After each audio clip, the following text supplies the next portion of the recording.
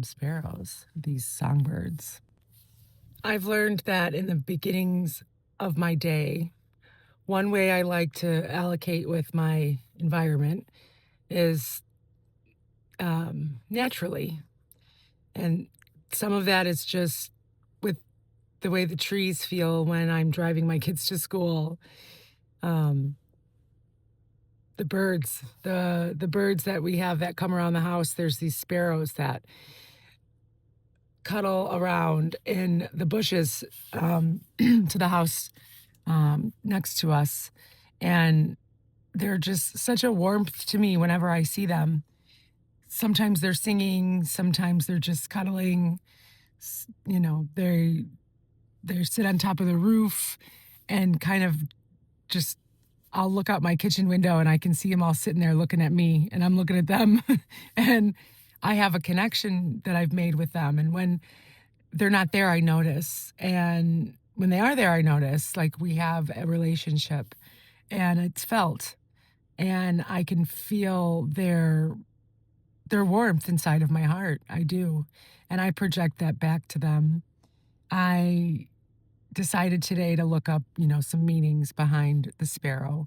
I find that when I've kind of created my own meaning of things naturally, it's even more exciting for me to look up some of those other meanings that they've been carrying to other people or religions or just in what their overall purpose and design is.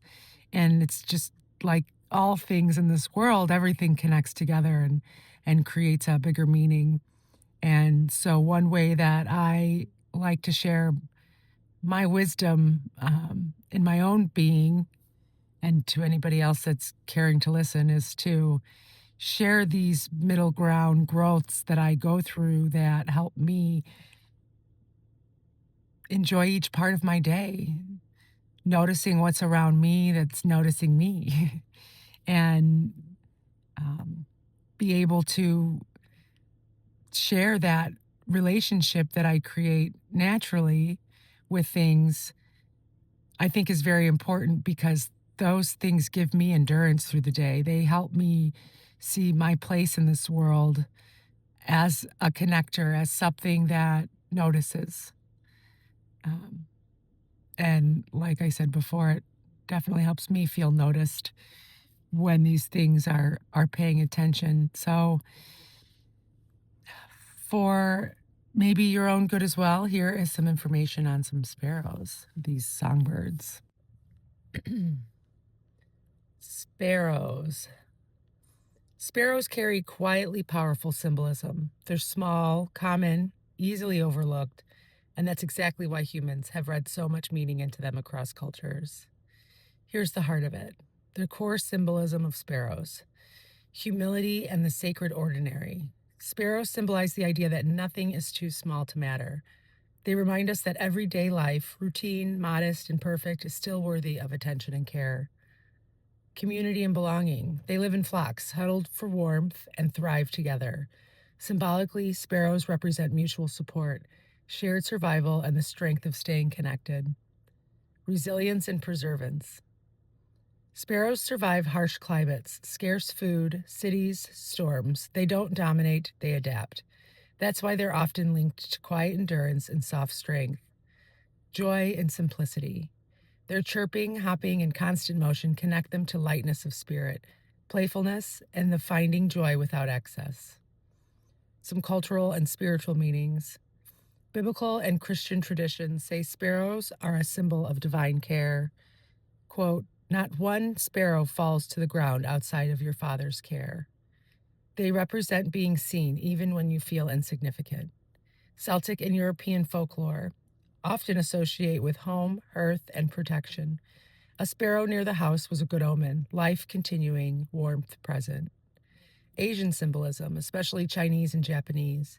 Sparrows symbolize fidelity, companionship, and family happiness because they mate closely and stay near home. Native and earth-centered traditions say they're messengers of awareness, reminding people to pay attention to what's happening right now rather than seeking grandeur. Psychological and archetypal meaning. Sparrows often appear during periods of emotional vulnerability, times when you're rebuilding quietly, and moments when you're learning to value yourself without external validation. They whisper, "You don't need to be extraordinary to be essential."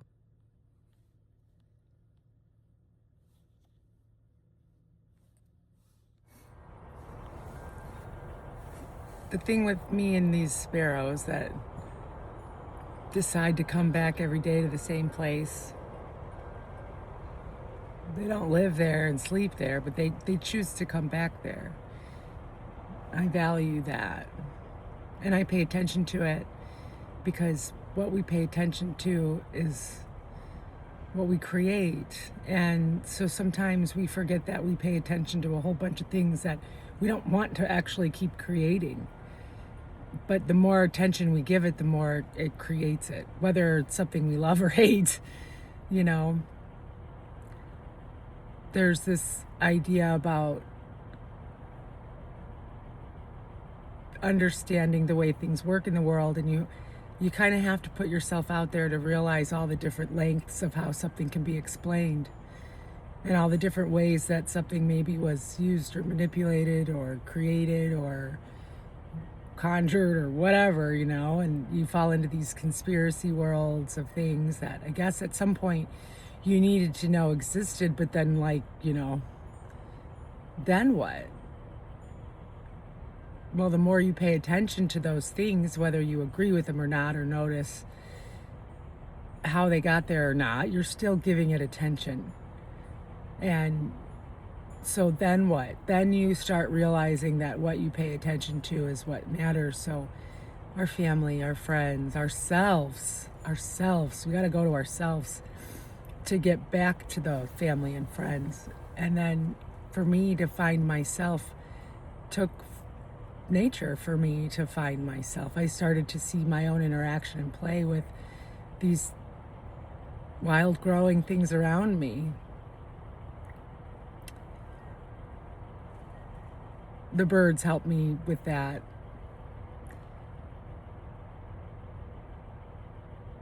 Noticing which birds were coming near me or flying over me or whatever. I don't know. Everybody's a little different. And, if it was rocks, birds, trees, weeds, anything that's a growing thing got my attention because it all had this natural resource of something new that could be cultivated in themselves, but within me.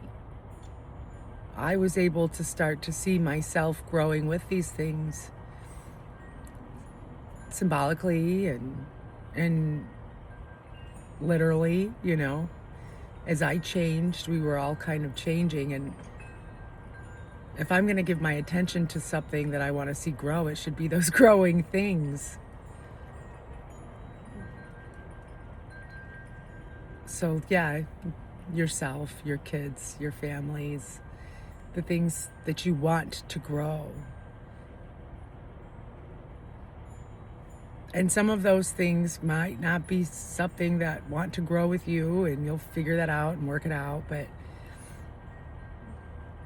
a good way to learn that might be looking at nature, to how those things grow and seek and work together. But one way of rebirthing, rebuilding, and flowing in your wisdom is definitely connecting yourself to this natural guidance that we have all around us. So that's something I felt like needed to be shared today. Enjoy your growth.